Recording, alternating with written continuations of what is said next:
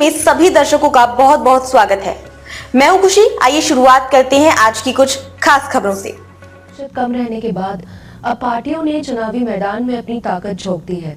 इसके लिए प्रधानमंत्री नरेंद्र मोदी से लेकर स्टार कंगना रनौत तक चुनावी प्रचार कर रहे हैं। पीएम मोदी ने टोंक सवाई माधोपुर लोकसभा क्षेत्र के प्रत्याशी सुखबीर सिंह जौनपुरिया के समर्थन में चुनावी सभा को संबोधित किया। नियारा में जनसभा को संबोधित करते हुए पीएम मोदी ने कांग्रेस पर भी जमकर निशाना साधा। पिछले 10 साल में 25 करोड़ लोग गरीबी से बाहर निकले हैं। ये बहुत बड़ा काम हुआ है। इतना बड़ा काम कैसे संभव हुआ? कैसे हुआ ये?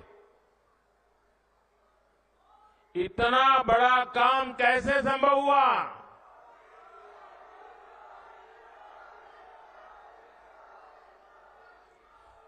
देश को सबसे मजबूत स्थिति में किसने पहुंचाया?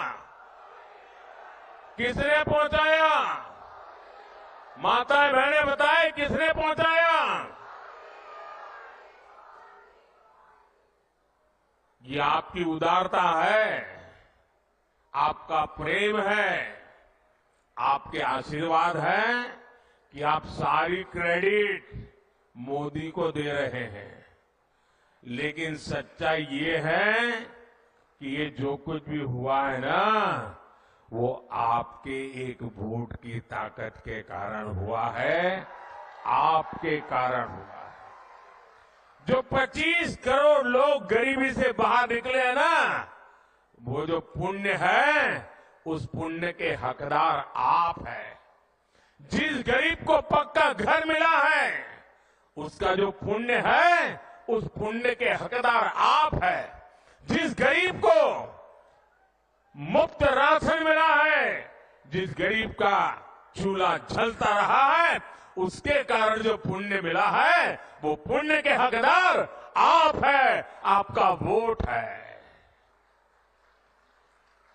साथियों, 2014 में आपने मोदी को दिल्ली में सेवा का अवसर दिया, तो देश ने वो फैसले लिए जिसकी किसी ने कल्पना भी नहीं की थी।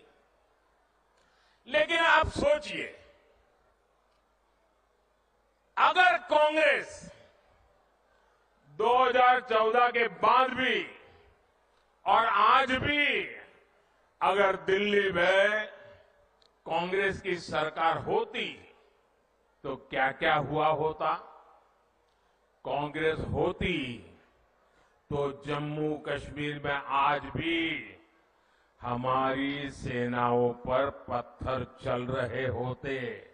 चलते कि नहीं चलते? कांग्रेस होती तो सीमा पार से आकर दुश्मन आज भी हमारे जवानों के सिर काटकर ले जाते। कांग्रेस होती तो देश में आए दिन देश के कोने कोने में सीरियल ब्लास्ट, बम धमाके होते ही रहते, निर्दोष लोग मरते ही रहते। कांग्रेस ने तो राजस्थान में जो सीरियल ब्लास्ट हुए थे, बम धमाके हुए थे, उन दोषियों को बचाने का घोर पाप भी किया है। बिहार से इस वक्त की बड़ी खबर। पत्रिका टीवी पर पटना साहिब लोकसभा सीट पर कांग्रेस प्रत्याशी घोषित। कांग्रेस ने अंशुल अभिजीत को दिया टिकट। भाजपा का गढ़ है पटना साहिब सीट। शत्रुघ्न सिन्हा पिछली बार थे कांग्रेस प्रत्याशी। भाजपा के रविशंकर प्रसाद ने हराया था। जेल से वीडियो कॉन्फ्रेंसिंग से न्यायिक हिरासत खत्म होने के बाद पेश हुए थे। इससे पहले आबकारी नीति घोटाले से संबंधित मनी लॉन्ड्रिंग मामले में गिरफ्तार अरविंद केजरीवाल की दिल्ली की एक अदालत ने 23 अप्रैल तक न्यायिक हिरासत बढ़ा दिया था। 14 दिनों की न्यायिक हिरासत समाप्त होने के बाद केजरीवाल को जज कावेरी बावेजा की अदालत में पेश किया गया था। वहीं सुप्रीम कोर्ट ने इसी मामले में उनकी गिरफ्तारी और उसके बाद रिमांड को चुनौती देने वाली सीएम केजरीवाल की याचिका पर ईडी को नोटिस जारी किया था। इस मामले में 29 अप्रैल को सुनवाई होगी। अप्रैल में सीएम केजरीवाल की न्यायिक हिरासत की मांग करते हुए अतिरिक्त सॉलिसिटर जनरल SV राजू ने कहा कि वह भविष्य में आप सुप्रीमो की आगे की हिरासत का अनुरोध करने का अधिकार सुरक्षित रखते हैं। राजू ने कहा था कि आरोपी टालमटोल पर रहे हैं और हिरासत में पूछताछ के दौरान उन्होंने महत्वपूर्ण जानकारी छिपाई। ईडी ने 21 मार्च को दिल्ली में उनके आधिकारिक आवास पर 2 घंटे से अधिक समय तक पूछताछ करने के बाद गिरफ्तार कर लिया था। किसी व्यक्ति विशेष के विषय में अंदर रहते हुए मैं उनके निजी पैरामीटर्स के बारे में या उनके रूटीन के बारे में मैं पब्लिकली कमेंट हम लोग नहीं करते, करने भी नहीं चाहिए, ये प्राइवेसी की इश्यूज होते हैं। But he is living a normal life as every other inmate, no issues. देखिए तिहाड़ में 20,000 इनमेट्स हैं। अब 10% भी माने और 2 जने आते हैं तो 4 से 5,000 इनमें के घर वाले रोज आते हैं। तो एक ऐसी प्रणाली होती है जो सबको आसानी से एक्सेस हो और सबके लिए यूनिफॉर्म हो और कानून के दायरे में हो। यदि कानून कहता है कि किसी भी वस्तु का आदान प्रदान नहीं होना चाहिए और शीशे के आसपास होनी चाहिए, तो हर आम कैदी के हर आम घर वाले जो मिलने आते हैं वो इसी प्रणाली में मिलते हैं, किसी को कोई कष्ट नहीं है। देखिए 2 बातें हैं, खाना और इंसुलिन। खाना हमारे यहाँ समय पे दिया जाता है, जिसका है उसका समय निर्धारित है। इनका कोर्ट ऑर्डर से खाना घर से आता है, तो आने में, चेकिंग होने में और इन तक पहुंचने में यदि 5 मिनट 7 मिनट लगते हैं तो वो लगेंगे, जहाँ तक मुझे मालूम।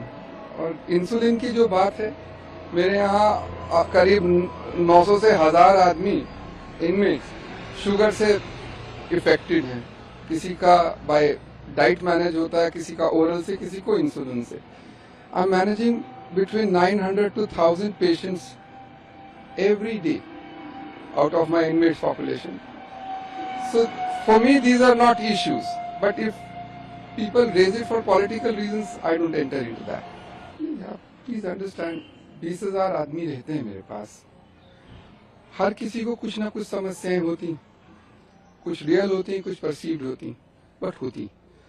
तो उनको उनका रिड्रेसल का भी हम लोगों को इंतजाम करना पड़ता है। तो पीपल डू राइट, इनमेट्स अमूमन लिखते हैं, उनके अभिभावक भी हम लोगों को चिट्ठियां लिखते हैं, जिसके आधार पे उनका निवारण भी होता है। लेट मी टेल यू, हर जेल में एक विजिटिंग जज होते हैं जो ये देखते हैं कि क्या जो इनमें जुडिशियल कस्टडी है, इसलिए ज़रूरी कि क्या सबको हेल्थ की वो सब सुविधाएं हैं जो होनी चाहिए, क्या मेडिसिन हैं जो होनी चाहिए, क्या उनके जहाँ पे वो सोते हैं वो साफ है, क्या जो बाथरूम्स का वो है वो साफ है, क्या do they have access to legal redressal.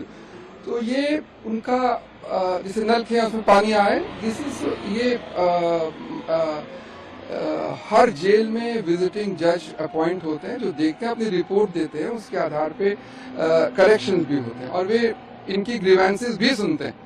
तो ग्रीवेंस है वो लिखना है, उसकी एक प्रक्रिया, उसमें वील प्रोसेस है, उसमें ऐसा क्या बात। योग गुरु बाबा रामदेव से उनके अखबारों में दिए गए सार्वजनिक माफीनामे को लेकर सवाल किया। अदालत ने पूछा कि क्या आपका माफीनामा उतना ही बड़ा है जितना आपने भ्रामक विज्ञापन दिया था। रामदेव से यह भी सवाल किया कि आखिर सुप्रीम कोर्ट में मामले पर सुनवाई से ठीक पहले ही सार्वजनिक माफीनामे को क्यों जारी किया गया था। पतंजलि आयुर्वेद ने 67 अखबारों में माफीनामे को जारी किया है। इनमें कहा गया कि भ्रामक विज्ञापन देने जैसी गलती भविष्य में दोबारा नहीं की जाएगी। साथ ही सुप्रीम कोर्ट को आश्वासन दिया गया कि वह अदालत और संविधान की गरिमा को बनाए रखने के लिए अपनी प्रतिबद्धता पर कायम है। वहीं सुप्रीम कोर्ट में केस की सुनवाई टल गई है। अदालत अब बाबा रामदेव और बालकृष्ण के मामले की सुनवाई 30 अप्रैल को करेगी। बाकी के सभी 7 बिंदुओं पर 7 मई को सुनवाई होगी। पतंजलि ने सुप्रीम कोर्ट में बताया कि सार्वजनिक माफीनामा छुपाने में 10 लाख रुपए का खर्च आया है। जस्टिस हिमा कोहली और एहसानुद्दीन अमानुल्लाह की पीठ ने पूछा कि एक हफ्ते बाद सुप्रीम कोर्ट की सुनवाई से ठीक पहले माफीनामा क्यों जारी किया गया। जस्टिस कोहली ने पूछा कि क्या माफीनामे का साइज उतना ही बड़ा है जितना आपका विज्ञापन था। जस्टिस कोहली ने कहा कि विज्ञापन खासतौर पर शिशुओं, स्कूल जाने वाले बच्चों और वरिष्ठ नागरिकों के स्वास्थ्य को प्रभावित कर रहा है जो उत्पादों का इस्तेमाल कर रहे हैं।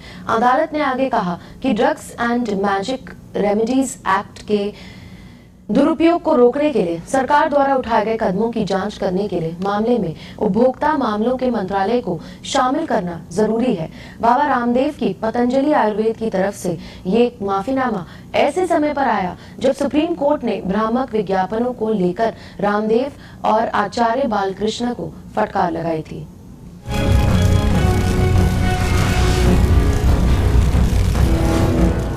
जल गई दिल्ली की गाजीपुर लैंडफिल साइट पर लगी भीषण आग बुझाना फायर ब्रिगेड के लिए चैलेंज। तेजी से फैल रही दमघोंटू हवा, आसपास के लोगों का रहना हुआ दूभर। पूर्वी दिल्ली के गाजीपुर लैंडफिल साइट पर भीषण आग लगने की घटना सामने आई है। पुलिस ने अज्ञात व्यक्तियों के खिलाफ प्राथमिकी दर्ज की है। पुलिस के अनुसार गाजीपुर थाने में आईपीसी की धारा 336 यानी कि दूसरों के जीवन या व्यक्तिगत सुरक्षा को खतरे में डालना और धारा 278 यानी कि माहौल को स्वास्थ्य के लिए हानिकारक बनाना के तहत मुकदमा दर्ज कर जांच शुरू कर दी गई है। दिल्ली दमकल सेवा के अनुसार कचरे के विशाल पहाड़ से उत्पन्न गैसों के कारण लैंडफिल में भीषण आग लग गई थी। डंपिंग यार्ड से कई घंटों से आग की लपटों के साथ धुएं का गुबार निकलता रहा। फायर ब्रिगेड की कई गाड़ियां आग पर काबू पाने की कोशिश में जुटी रही, पर आग विकराल होती गई। दिल्ली फायर ब्रिगेड के एक अधिकारी ने बताया कि उन्हें रविवार शाम को करीब 6 बजे आग लगने की घटना की सूचना मिली थी। शुरुआत में 2 दमकल गाड़ियों को भेजा गया, बाद में 8 और गाड़ियों को घटनास्थल पर भेजा गया। इनमें से 4 गाड़ियां डंपिंग यार्ड के ऊपरी हिस्से पर लगी रही। आग लगने के कारण गर्म और शुष्क मौसम बताया जा रहा है। अधिकारियों ने बताया कि गीला कबाड़ दबे रहने से उसमें हीट पैदा होती है, फिर उसमें गैस बनती है जिससे आग लग जाती है। फिलहाल घटना में किसी के हताहत होने की खबर नहीं है, पर कचरे के ढेर से धुआं निकलने से आसपास की कॉलोनी में रहने वाले लोगों को आंखों में जलन और सांस लेने में दिक्कत होने लगी है। लोगों ने सरकार और प्रशासन पर लापरवाही के आरोप लगाए हैं। स्थानीय लोगों का कहना है कि धुएं से सांस लेने में दिक्कत हो रही है। यहाँ रहने वालों का जीवन मुश्किल हो गया है। इतनी बदबू आती है कि यहाँ खड़ा होना भी दुभर होता है। सरकार का ध्यान सिर्फ चुनाव पर है, कोई भी उन मुद्दों पर ध्यान नहीं दे रहा जिनका हम सामना करते हैं। लैंडफिल के निकट खड़ोली गांव के रहने वाले लोगों ने कहा कि आग लगने के बाद से 15 घंटे बीत चुके हैं। ये धुआं आम नहीं बल्कि बेहद जहरीला धुआं है। जलन की वजह से आंखें जो हैं वो नहीं खोल पा रहे हैं, सांस लेने में दिक्कत हो रही है। आसपास रहने वाले कई लोगों ने बताया कि धुएं के कारण वे अपने बच्चों को स्कूल नहीं भेज पा रहे। यहाँ से कचरा हटाने के बड़े बड़े वादे होते रहे हैं, पर कचरा हटाने के बजाय यहाँ और अधिक कचरा डाल दिया गया। वर्ष 2019 में गाजीपुर लैंडफिल स्थल की ऊंचाई 65 मीटर थी, जो कुतुब मीनार से केवल 8 मीटर कम थी। अब यहाँ से निकल रही धुआं लोगों के लिए दमघोंटू होती जा रही है। बड़ा सवाल ये है कि जनता को इस समस्या से निजात कब मिलेगी, कब हालात सुधरेंगे। देखिए, कल शाम को जैसे ही मुझे मालूम हुआ कि गाजीपुर लैंडफिल पर आग लग गई है, तो मैं दिल्ली में नहीं थी और तमाम अधिकारियों से बातचीत हुई। डिप्टी मेयर आली मोहम्मद इकबाल जी यहाँ पर मौके पर जायजा लेने आए, साथ में यहाँ के विधायक कुलदीप कुमार जी जायजा लेने आए। अब पहले से स्थिति बेटर है। आप देख सकते हैं जो कल के विजुअल्स थे वो ज्यादा आग की लपटें दिखा रहे थे और तमाम जितने भी अधिकारी हैं मैं उनको धन्यवाद करना चाहूंगी कि पूरी रात यहाँ पर मौके पर रुक कर, और अभी तक भी आप देख सकते हैं तमाम अधिकारी यहाँ मौजूद हैं, सारे रिसोर्सेज फायर ब्रिगेड जो है सारी वो भी यहाँ आई हुई हैं। और मैं फायर डिपार्टमेंट का भी धन्यवाद करना चाहूंगी। अभी 10 से 12 जो है एक्सकेवेटर्स लगे हुए हैं जो स्थिति को कंट्रोल कर रहे हैं। साथ ही अलग अलग हमारे जितने जो डंपिंग पॉइंट्स हैं वहां से इनर्ट और सीएनडी वेस्ट भी मंगवाया जा रहा है ताकि स्थिति और कंट्रोल में आए। आप देख सकते हैं कल से जो है स्थिति कंट्रोल में है, डरने की बिल्कुल भी बात नहीं है। और आसपास की जनता की बात रही तो थोड़ा सा इनकन्वीनियंस हुआ है, हम मानते हैं, बट आश्वासन देते हैं कुछ 2-4 घंटे की बात और है, स्थिति पूरी तरह से काबू में आएगी। इस धुएं की वजह से सांस लेने में बहुत ज्यादा तकलीफ हो रही है, लोग परेशान हैं और यानी कि बोला भी नहीं जा रहा है, इतनी ज्यादा प्रदूषण है। ये पूरा मुल्ला कॉलोनी के अंदर आ रहा है इस एरिया में। और ये कल सुबह से आग लगी हुई है इसमें, ये धुआं और बहुत ही ज्यादा प्रदूषित वायु है। प्रशासन की कोई कार्रवाई नहीं है और हमारी प्रशासन से ये गुजारिश है कि इसके बारे में सोचें और फिक्र करें, क्योंकि इसकी वजह से हमें सांस लेने में बहुत ही ज्यादा तकलीफ हो रही है, दिक्कत और परेशानी का सामना उठाना पड़ रहा है। हमारी सरकार से यह अपील है कि इस परेशानी को जल्द से जल्द सुधार किया जाए। बहुत ही ज्यादा दिक्कत है सर, कोई सुनवाई नहीं हो रही किसी तरह की भी। और कितनी बार कहा है ये इसमें आग लगी रहती है आए दिन, और धुआं वगैरह इसका तो है ही है, पानी का भी, जो कि अभी तक दस्त लगे हुए हैं हमारे बच्चों के। हमारे यहाँ की प्रॉब्लम बहुत ज्यादा है, कोई सुनने वाला नहीं हो रहा। सांस लेने में बड़ी दिक्कत होती है, बहुत ज्यादा दिक्कत होती है। मैं कहूँ कहीं तो सांस की वजह से चल बसे, हम लोगों को तो बहुत बुरा हाल है। ये तो कोई पता नहीं जी, वो कोई सुनवाई हो ही नहीं रही। जब धुआं आवे तो आंखों में धुआं लगे, वैसे परेशानी होवे, सब कुछ परेशानी आती है और क्या। ये कल से लगा हुआ है, अभी तक बुझा नहीं, आज जब लगी तो बुझेगी कैसे, बुझती रहे जल्दी से। आपको कितनी दिक्कत हो रही है? बहुत दिक्कत हो, सांस लेने में परेशानी हो गया। ये तो पूरे कॉलोनी को दिक्कत हो रही होगी, पूरी कॉलोनी को दिक्कत हो गई। गांधी की, गांधी परिवार की और कांग्रेस पार्टी की राजनीति ऐसी अद्भुत हो गई है कि सत्ता पाने के लालच में कुछ भी कहीं भी कैसे भी बोलते हैं। पहले चुनाव में बोल रहे थे कि मशीन ऐसी बनाएंगे, एक छोर से आलू डालोगे तो दूसरी छोर से सोना निकलेगा। इस चुनाव में राहुल गांधी बोल रहे हैं खटाखट फटाफट टकाटक गरीबी हटा देंगे। हम कहे लल्ला 15 साल तो तुम अमेठी में रहे सांसद, तब कहे अमेठी में खटाखट फटाफट टकाटक गरीबी नहीं हटाए हो। कल देखिए टीवी पर राहुल गांधी कहे हैं खटाखट फटाफट, जो लड़के लड़की फेसबुकिया हैं उनको भी पैसा देंगे। उनसे कोई पूछ ले कि थौरी कहाँ है और गांव थोड़ा कहाँ है, भादर कहाँ है, भिडुआ कहाँ है, सिंहपुर कहाँ है, संग्रामपुर कहाँ है, तिलोई में इन्होना कहाँ है, पनहोना कहाँ है, तो ना चिन पाए। फिर अगर एक चिट्ठी के ऊपर आप लिख दो हिंदी में रवींद्र त्रिशुंडी, पढ़ लें शेर बहादुर जी, तो धन्य हो जाए। फिर उसी चिट्ठी के नीचे लिख दो वेंकेश्वर शरण सिंह, अपना तिलोई विधायक, उनका नाम हिंदी में लिख दो, तो हिंदी पढ़ भी नहीं पाएंगे। और ये वो व्यक्ति हैं जिनको मातृभूमि और मातृभाषा दोनों से बैर है। आप सब लोग टीवी देखा थे का? समाचार देखते हैं टीवी पे थोड़ा थोड़ा। समाचार में देखी होंगी कि राहुल जी जब दक्षिण भारत चुनाव लड़ने गए तब वहां पर आरोप मढ़े कि दक्षिण भारत पे हम लोग हिंदी थोपते हैं। अब ये बतलाइए, हम सब हिंदी भाषी हैं, हमने कभी अपनी भाषा किसी पर थोपी है क्या? हमने हर भाषा का सम्मान किया। अब राहुल गांधी की, गांधी परिवार की और कांग्रेस पार्टी की राजनीति ऐसी अद्भुत हो गई है कि सत्ता पाने के लालच में कुछ भी कहीं भी कैसे भी बोलते हैं।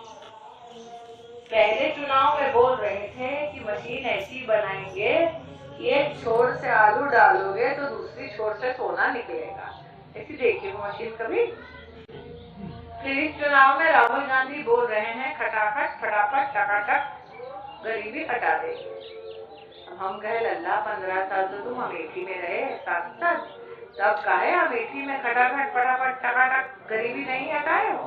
अब घोषणा पत्र तो ठीक, कल देखिए टीवी पर राहुल गांधी कहे हैं खटाखट फटाफट जो लड़के लड़की फेसबुकिया हैं उनको भी पैसा देंगे। कल कहेंगे सांस लेने का पैसा देंगे, परसों कहेंगे चलने का पैसा देंगे। मतलब इंसान को इतनी भी परख नहीं कि इस देश के लोकतंत्र में जनता जागृत मन से अपना वोट देती है, ढकोसलों में नहीं आती है। जो नागरिक देश का विकास चाहते हैं वो कमल का बटन ही विस्तार रिपोर्ट में सारे आरोपों का जवाब सामने आ जाएगा। सूत्रों की माने तो मुख्तार अंसारी की मौत में विस्तार रिपोर्ट में जहर से मरने की पुष्टि नहीं हुई है।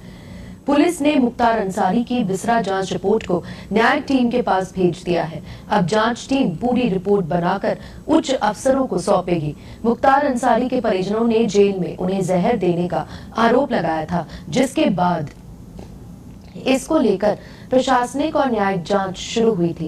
इससे पहले मुख्तार अंसारी की जो पोस्टमार्टम रिपोर्ट सामने आई थी उसमें भी हार्ट अटैक से मौत होने की पुष्टि हुई थी, जिसके बावजूद जेल में जहर दिए जाने के आरोपों की वजह से विसरा लखनऊ में जांच के लिए भेजा गया था। बता दें कि बांदा जेल में मुख्तार अंसारी की 28 मार्च को तबीयत बिगड़ गई थी। इसके बाद उसे बांदा मेडिकल कॉलेज ले जाया गया, जहाँ इलाज के दौरान उसकी मौत हो गई। मौत का कारण हार्ट अटैक बताया गया, लेकिन परिजनों ने जहर दिए जाने का आरोप लगाया था। इसके बाद 29 मार्च को मुख्तार के शव को देर रात गाजीपुर पैतृक घर ले जाया गया, जहां 30 मार्च की सुबह कालीबाग कब्रिस्तान में उसे सुपुर्द खाक किया गया। मालूम हो कि मुख्तार अंसारी के खिलाफ 60 से ज्यादा केस दर्ज थे। इनमें हत्या, हत्या के प्रयास, अपहरण, धोखाधड़ी, गुंडा act, arms act, gangster act, CLA act से लेकर NSA तक शामिल है। इनमें से उसे 8 मामलों में सजा हो चुकी थी।